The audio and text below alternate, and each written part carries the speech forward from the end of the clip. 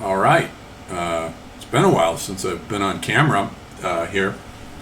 And so, what I've done is this is kind of video promo for my new newsletter that I have now available on Substack for a subscription of $5 a month. And what you'll get with that is essays and views. And it's called John David Ebert's News and Views. And I'll put one of those newsletters out per week at least, possibly two or three more as the mood strikes me, but it'll be one minimum on various topics, and it'll be on all kinds of topics. The first one is already available on there, called the Second Axial Age is already here, and it goes through and details why I think we're already in a second axial age and what it will lead to. It's not an apocalypse. It just has to do with the disintegrations of the third generation of civilization, what Toynbee called the third generation, which produced the non-ethnically bound religions of Christianity, Islam, and Buddhism. Those religions differed from the second generation religions in that they were not religions of credo. All you have to do is say, I believe, or I submit to Allah. Doesn't matter what your race, creed, or color is, as long as you say, I believe. And that's the third generation civilization that came in, whereas with the second generation, there was a response to the dying behemoths of the first generation, Egypt and Mesopotamia, and then with the second generation, we got the Greeks and the Hebrews, and China and India, and the philosophically oriented civilization that then produced the first axial age in response to the state institutionalized official religions of that period.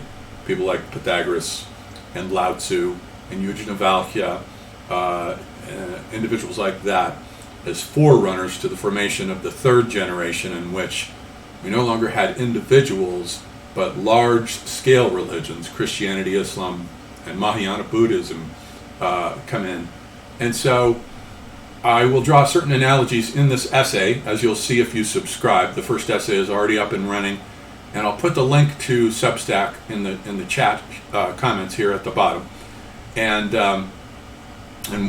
the way in which this differs from what I was doing previously, my Twitter account has been deactivated, so that's dead, done, and gone.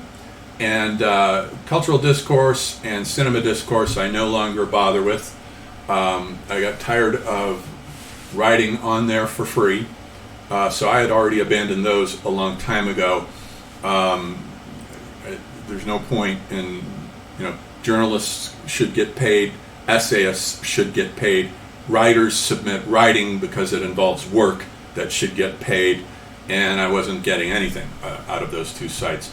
They're still up, and you can still read the articles that are on there. I won't take them down, but nothing new will ever be added to that.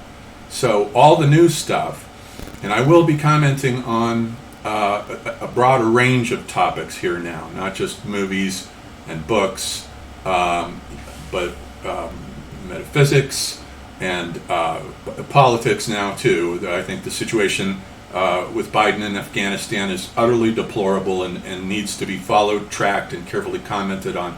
So there will be essays on there. On our current social situation. The country's a mess, there's no question about that, and it needs to be commented on by somebody who is non-woke, uncensored, and unchained.